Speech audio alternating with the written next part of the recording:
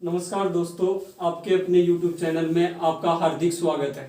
पहले तो आपको मैं रोहितास से रूबरू कराना चाहता हूं, और जो रोहितास हमारे साथ में बैठे हैं इनका है ना वीडियो में हो चुका है और 3 जगह से ये राजस्थान पुलिस में सिलेक्टेड है। तो पहले तो रोहितास को बहुत बहुत बधाई। और रोहितास की जो ये जर्नी है उसके बारे में रोहितास क्या बताना चाहते हैं आपको, और आपको ये भविष्य में आने वाली एग्जाम के बारे में जो स्ट्रेटजी बताने चाहते हैं कि इन्होंने कैसे सफलता प्राप्त की और कैसे ये इस मुकाम पर पहुंचे कि जैसे आज के दौर में एक एग्जाम को फाइट करना भी बहुत मुश्किल है, परंतु भाई ने 2-2, 3-3 एग्जाम को एक साथ फाइट किया और अभी ग्रुप डी का भी एग्जाम दिया हुआ है इन्होंने, उसमें भी अच्छे मार्क्स प्राप्त कर रहे हैं। तो पहले तो आपका फिर से वेलकम, बहुत बहुत हार्दिक बधाई। और आपको इस मुकाम को आगे तक पहुंचाना है, ऐसा नहीं है कि वीडियो तक आप सीमित रह जाओ। तो मैं चाहता हूं कि भाई को आगे आरएस बना हुआ देखना चाहता हूं, तो ये मेरी भी इच्छा है। तो आप बताओ आपकी कैसे जर्नी स्टार्ट हुई और कैसे आपने वीडियो तक की ये सफलता प्राप्त की। पहले तो मैं आपको धन्यवाद देना चाहता हूँ जो कि आपने मुझे आमंत्रित किया है। अब मैं बताना चाहता हूँ कि मैंने बीए 3rd ईयर से ये जर्नी स्टार्ट की है। 3rd ईयर में मैंने कोचिंग लगाई थी मैथ की, फिर उसके बाद में मैंने स्टार्ट की तैयारी, फिर जीके भी स्टार्ट किया, फिर देखा मैंने कि इंडिया की तैयारी करी या राजस्थान की, फिर राजस्थान पुलिस की एग्ज़ाम की वो नोटिफिकेशन आया हुआ था, फिर मैंने देखा भाई राजस्थान पुलिस की एग्ज़ाम देते हैं, फिर वीडियो का भी नोटिफिकेशन आया हुआ था, मैंने दोनों एग्ज़ाम को फार्म तो भर दिया था, फिर स्टार्ट की राजस्थान जीके की बुक खरीदी और मैथ की मैंने कोचिंग करी रखी थी। पहले आपसे रोहिता से एक चीज पूछना चाहता हूँ कि आपने कहीं पे कोचिंग की है कि इसके लिए कि भाई वीडियो के लिए पर्सनल कोचिंग की हो, कि भाई मैंने वीडियो के लिए एक सब्जेक्ट की या वीडियो की पर्सनल वीडियो की कोचिंग की है, ऐसा कुछ है क्या? ऐसे पर्सनल सब्जेक्ट की तो मैंने कोचिंग नहीं की, मैंने सिर्फ एक मैथ की और इंग्लिश की कोचिंग की थी। फिर मैंने राजस्थान जीके और अदर साइंस ये सब यूट्यूब से किया है, और पर्सनल जैसे ये चीज बतानी है कि आपने कौन सी सब्जेक्ट में कौन कौन सी बुक फॉलो की, या कोई सी आपने मान लो मैथ के लिए कोई कोचिंग ली है या कोई, उसको अच्छे से बताना है कि ताकि आने वाले जो भी हमारे व्यूअर्स देख रहे हैं उनको लगना चाहिए कि हम जैसे इन्होंने तैयारी की है, आपने जैसे सफलता प्राप्त की है, तो आने वाले जो भी भविष्य में एग्जाम को देखने वाले हैं उनको पता लगना चाहिए कि इस एग्जाम में ये चीज फॉलो करे और ये चीज को करे ताकि सफलता प्राप्त हो सके। तो आप एक एक करके एक एक सब्जेक्ट के बारे में बताओ। पहले तो मैं ये बताना चाहता हूँ कि जिस एग्ज़ाम की प्रिपरेशन कर रहे हैं, पहले तो उसका सिलेबस देखो, इसमें आज कौन कौन से सब्जेक्ट आ रहे हैं। जैसे मैंने वीडियो के लिए पहले उसका सिलेबस देखा, इसमें क्या क्या रहा। मैंने मैथ देखा, मैथ आ रही है, इंग्लिश थी, हिंदी थी, और राजस्थान जीके का बड़ा पार्ट था, और फिर साइंस थी इसके अंदर, फिर करंट जीके। इनको देख के फिर मैंने अपनी स्टडी और शेड्यूल तैयार किया। तो आप ये पहले सबको ये बताना चाहते हो, हमारे व्यूअर्स को ये बताना चाहते हो कि पहले हमको सबसे पहले देखना है कि एग्जाम में जो सिलेबस आता है, पहले ये पता होना चाहिए कि बंदे को सिलेबस आता क्या है, और उसके बाद में ही कुछ अगला भविष्य के बारे में मान लो कि एग्जाम तैयारी करने चलती है कि भाई वीडियो की तैयारी करनी है। अब कुछ होते हैं कि वीडियो की तैयारी करनी है और पता लगे कि वीडियो को उनको सिलेबस ही पता नहीं, ऐसा होता है ना। आपके सामने भी कुछ आए होंगे ऐसे कि चलो किसी ने घर वालों ने बोल दिया कि हमें तो क्या करना है, तैयारी करना है, ये होता है ना कि तैयारी करना है, पर ये पता नहीं कि वीडियो में आने वाला क्या है। तो सबसे पहले तो आप ये बताना चाहते हो व्यूअर्स को कि हमें पहले तो ये देखना है कि सिलेबस में क्या क्या है, और फिर उसका देखना है कि हमें कितने प्रीवियस ईयर में कैसा टाइप का क्वेश्चन पूछा गया है, और उसके बाद में ये देखना है कि कौन सी बुक, फिर उसके बाद में उठाना है कि हमारे कौन सी बुक को बेनिफिट रहेगा। तो आप ये बताओ कि हमें साइंस के लिए कौन सी बुक फॉलो करनी चाहिए जो आने ग्रेजुएशन लेवल है, सीईटी 12th लेवल है। तो आपको क्या लगता है कि साइंस के लिए बच्चों को, क्योंकि इसमें बहुत ज्यादा पार्ट आने वाला है सीटी का, तो उसमें साइंस का पार्ट अहम रोल अदा करने वाली है अब की बार इसमें। तो आप उसके बारे में क्या बताना चाहते हो, साइंस को कहाँ से पढ़नी चाहिए और कैसी पढ़नी चाहिए? जैसे जिस हिसाब से अगर मैं सीईटी की तैयारी करता तो मैं उस हिसाब से साइंस के लिए नाइन्थ और 10th की बुक एनसीईआरटी की उसको एक बार पूरा रिवीजन करता।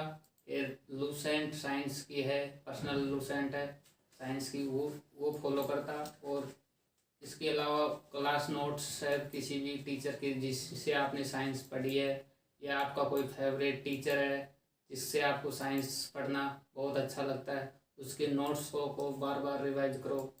साइंस के लिए तो मैं इतना ही बता। हाँ, तो आपने बताया कि पहले तो मैं पहली चीज तो हमारे व्यूअर्स को बताना चाहते हो कि आपको पहले क्या करना है। सबसे पहली चीज ये है कि आपको एनसीईआरटी पढ़नी। हाँ। और एनसीईआरटी भी कौन सी, एक तो 9th वाली, एक 10th वाली। हाँ। और उसके बाद में अगर कोई आगे चलना चाहे तो मेरे हिसाब से तो एनसीईआरटी सफिशियंट है। अगर ये देखना चाहे कि अभी 12th का कुछ मैटर ऐड किया गया है इसमें, सीईटी में आपने देखा होगा कि जेनेटिक्स है और इसमें बायोटेक्नोलॉजी है, इसको अच्छे से डाला गया है जेनेटिक्स को। अगर हम 10th की बुक में देखना चाहे तो जेनेटिक्स में अच्छे लेवल से नहीं मिले। तो इसके लिए ये भी हो सकता है कि 12th की जो एनसीईआरटी है उसके 2-3 चैप्टर दिए हुए हैं तो उनको भी पढ़ सकता है। और उसके बाद में है कि उसके बाद में ल्यूसेंट है। जो ल्यूसेंट है एक तरीके से ब्रह्मास्त्र बताया गया है साइंस के लिए। जो साइंस की पर्सनल ल्यूसेंट आती है वो क्या है, एक ब्रह्मास्त्र बताते हैं कि अगर उसको पढ़ लो तो उससे काम हो जाए। ठीक है। हाँ। तो आप साइंस के लिए इतना बताना चाहते हो, या फिर कोई नोट्स से पढ़ रहा है तो वो नोट्स को फॉलो कर सकता है। तो अब आपसे पूछना चाहता हूं कि मैथ के लिए क्या किया आपने ऐसा कि आपने मैथ को भी सफलता प्राप्त की? क्योंकि वीडियो में ऐसा तो है नहीं कि एक सब्जेक्ट आता है, सारी सब्जेक्ट आती है। तो आपने सारी सब्जेक्ट को कमांड बनाते हुए कैसे ऐसी सफलता, इतनी बड़ी सफलता को प्राप्त किया है? ये क्या है कि वीडियो के लिए मैंने मैथ और साइंस सब अपने हिसाब से सेल्फ स्टडी से तैयार किया है। मैथ की तो मैंने कोचिंग कर रखी थी, और साइंस जैसे लूसेंट है, एनसीईआरटी की 9th 10th की बुक है, और भी जैसे कोई प्रीवियस ईयर्स की बुक आती है साइंस की जिसके आए हुए क्वेश्चन है कोई भी एग्जाम के हिसाब से। तो आपके साइंस का हो गया। अब आपको बताना मैथ में क्या पढ़ा, कौन सी प्रैक्टिस सेट किया आपने, क्या किया? अब एलडीसी वाले बंदों को भी पता होना चाहिए, CET graduation, CET 12th level वालों को पता होना चाहिए कि उनके कैसा आना चाहिए, कैसा क्या सिस्टम है, उसके बारे में बताओ कि क्या करना चाहिए जिससे कि कोई भी सफलता को प्राप्त कर सके जैसे आपने सफलता प्राप्त की है। मैथ की स्ट्रेटेजी बतानी है। अब मैथ में तो जैसे टीचर ने आपको मैथ पढ़ाई है उसके सोल्ड पेपर हो गए, और टेक्स्ट बुक लगानी है मैथ के जितने भी। बीच में आपने एक वर्ड ऐड किया, टेक्स्ट बुक। टेक्स्ट बुक के लिए मतलब आपको लगता है कि टेक्स्ट बुक के जो टेस्ट दिए जाते हैं वो अच्छे हैं और एक सफलता प्राप्त करने के लिए सफिशिएंट मैटर है उसमें? क्या लगता है उसके बारे में? टेक्स्ट बुक एग्ज़ाम के लिए मोस्ट है, क्योंकि अगर किसी भी एग्ज़ाम की तैयारी करते हैं तो टेस्ट लगानी ज़रूरी होती है, क्योंकि टेस्ट से अपना लेवल का पता चल जाता है कि अपन तैयारी कर रहे हैं, उस लेवल का अपन प्रिपरेशन है या नहीं। इससे कि टेस्ट देने से अपनी रैंक आती है, उसमें स्कोर आता है। फिर देखते हैं कि नेक्स्ट एग्ज़ाम में जैसे प्रीवियस एग्ज़ाम में इतनी कट ऑफ गई थी तो उसमें अपनी स्कोर उसके आगे आ रहा है या नहीं आ रहा है। इसलिए टेक्स्ट बुक को हर संडे को या 2 दिन में या 3 दिन में एक टेस्ट जरूरी है। चलो ठीक है। तो आप एक बहुत बड़ा पार्ट आने वाला है इसमें राजस्थान जी के। तो राजस्थान जी के आपने तैयारी कैसे की? और इन एलडीसी वाले स्टूडेंट को क्या करना है, शॉर्ट में हिंदी की बताना है, इंग्लिश की बताना है और साथ में आपको राजस्थान जी के का बताना है ताकि हर कोई सफलता प्राप्त कर सके। अब एलडीसी में मैथ और इंग्लिश और हिंदी और साइंस इनका मेन रोल होता है। तो हिंदी के लिए तो 9 से 12 तक की एक बुक आती है, हिंदी क्लास की बुक है एक। हाँ हाँ। और फिर जैसे इंग्लिश में तो किसी भी टीचर से, जैसे आपने कोचिंग कर रखी है इंग्लिश की, तो उसके नोट्स को बार बार रिवाइज करो और एक गाइड ले लो भाई, एक टीचर की पर्सनल गाइड भाई। तो आप कौन सी, मतलब मेरे को लगता है नीतू मैम की इंग्लिश की बुक सफिशिएंट है एलडीसी के लिए, क्या लगता है आपको इसका? हाँ, ये एक बुक है नीतू मैम की, ये सिंगल बुक से ही काम चल जाएगा एलडीसी में। तो बिल्कुल सही बात है। और अब रही किसकी बात, आपका हिंदी का हो गया, साइंस का हो गया, राजस्थान जीके की क्या बात रही है आपके हिसाब से, क्या करना चाहिए राजस्थान जीके की तो मैं मेरे हिसाब से बताना चाहता हूँ कि राजस्थान जीके में तो एक मैंने राजस्थान जीके के लिए वो आती है छोटी सी बुक है, वो चित्रावली मानचित्रावली आती है, पहले तो उसको रिवाइज करो, फिर उसके बाद में एक पर्सनल गाइड लो कोई भी, इसको 1 से 2 4 बार कम से कम 3-4 बार उसको पढ़ो।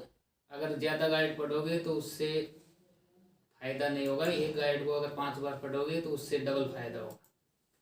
हाँ, आपने ये बहुत ही अच्छी बात की है और व्यूवर्स को भी नोट कर लेना चाहिए कि पहली बात क्या होती है कि जो भी कुछ तैयारी करने चल देता है, तैयारी करने कोई दिक्कत नहीं है, तैयारी करने चल दिया और उसके बाद में वो जाता है बाजार में, अच्छी अच्छी बुकें दिखती है, लुकिंग में भी अच्छी दिखती है, तो वो क्या करता है, ढेर ला के रख लेता है, जबकि पूरी को पढ़ नहीं पाता और ऐसे लगता है कि मानचित्रावली में कुछ नहीं है, उससे कुछ नहीं मिलेगा, पर ऐसा थोड़ी है। मानचित्रावली से आपने मानचित्रावली पढ़ के ऐसी बड़ी एग्जाम जो आज ऑफिसर लेवल की एग्जाम है उसको क्वालिफाई किया है, तो आप बता रहे हैं कि मानचित्रावली एक सफिशियंट है। और इसके साथ में मैं एक बात और ऐड करना चाहता हूँ कि प्रीवियस ईयर पेपर के लिए एक दिशा का जो पब्लिकेशन है उसका आ रहा है, तो उसमें क्या 9-10 साल के प्रीवियस ईयर पेपर दे रखे हैं, वो एकदम सफिशियंट है। क्या लगता है आपको उसके बारे में?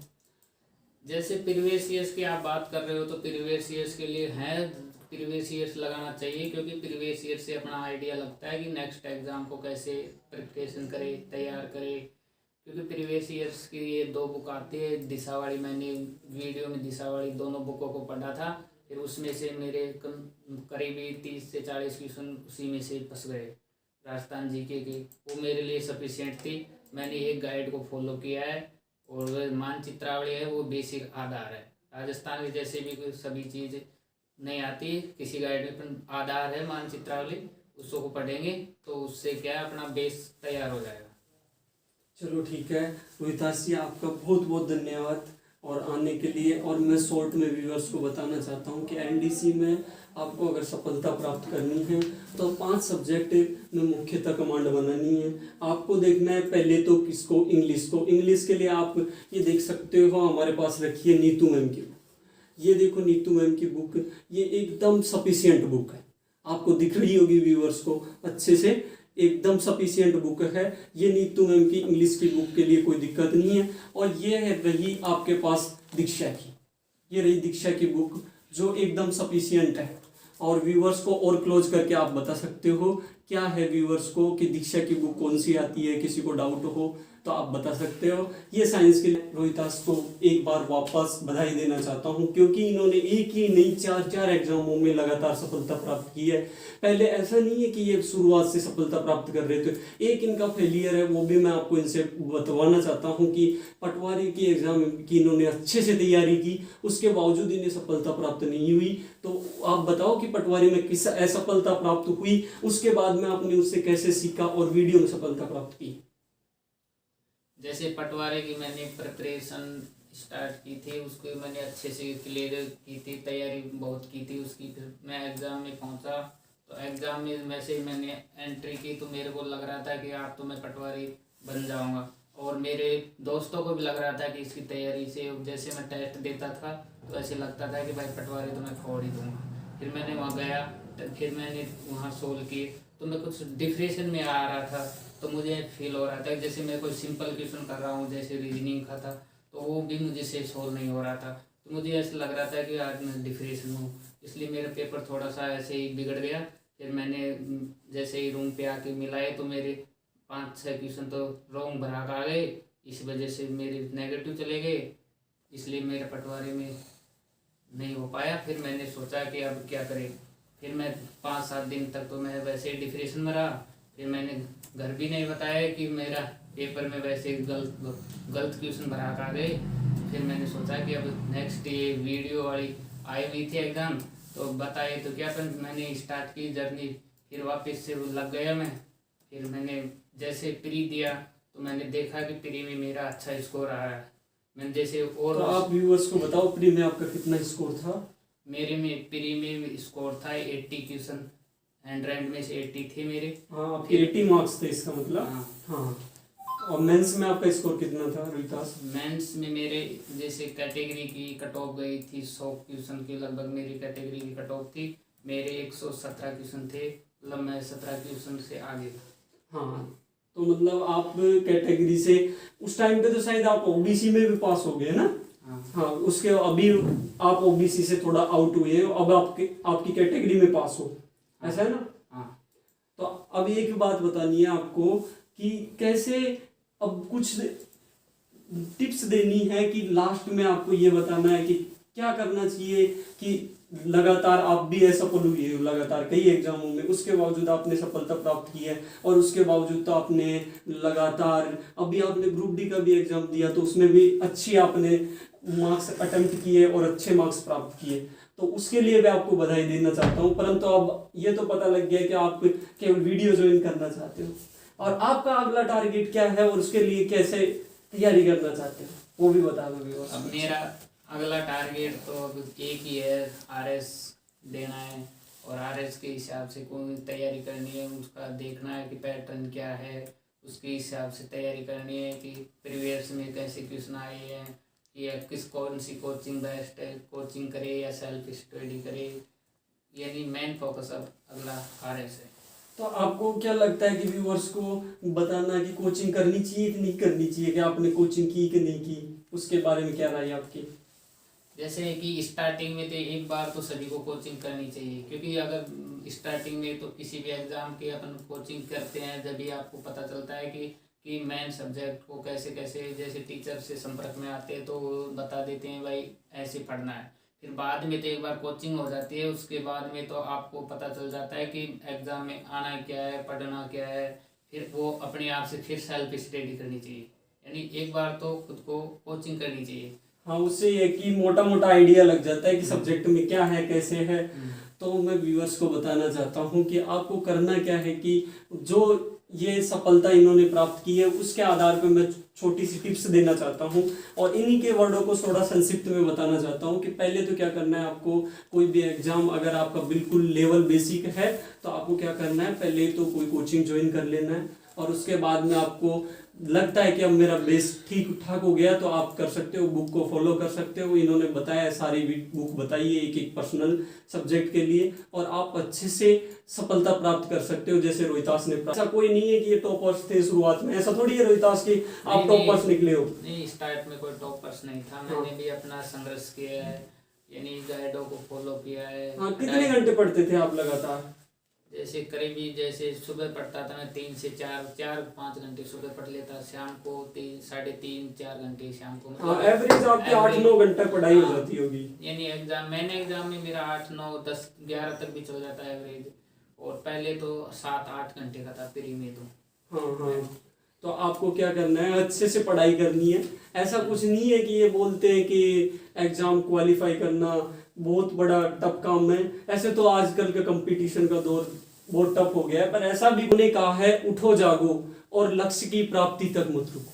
जब तक आपको लक्ष्य की प्राप्ति नहीं होती तब तक रुकना नहीं है। जैसे कि ये रुके नहीं, अगर ये मान लो इनका पटवारी में नहीं हुआ और उसके बाद में ये रुक जाते तो आज वीडियो बन पाते क्या रोहितास?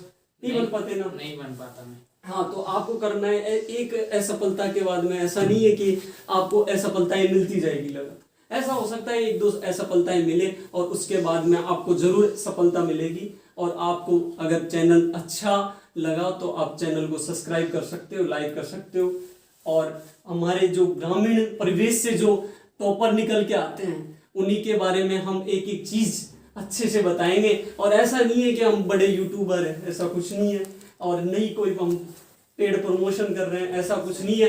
हम वीडियो इसलिए लेके आए ताकि हम अच्छे ग्रामीण परिवेश के बच्चों को भी ये लगे कि हम भी सिलेक्शन ले सकते हैं, ऐसा है ना? हाँ, सही है ये बात तो। बिल्कुल अच्छे ग्रामीण परिवेश से बिल्कुल कमजोर से कमजोर स्टूडेंट भी सिलेक्शन को प्राप्त कर सकता है। तो अब हमारी बात को यहीं पे समाप्त करते हैं, और अब कुछ बोलना चाहते हो लास्ट में आप? अब मैंने कुछ दिमाग में आ रहा है वो?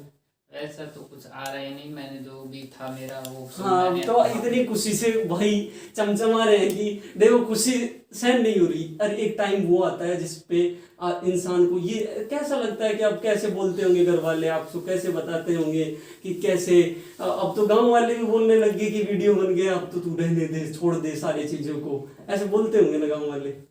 हाँ, शाम को जब वो रिजल्ट आया था, जब पापा ने कॉल किया था कि तू, जब पापा ने कॉल किया मेरे पास कि तू तो वीडियो बन गया, गांव में भी हल्ला हो रहा है, जब मैंने मेरे को वैसे फील हुआ कि आज मैंने भी एक अपनी टारगेट को अचीव कर लिया है।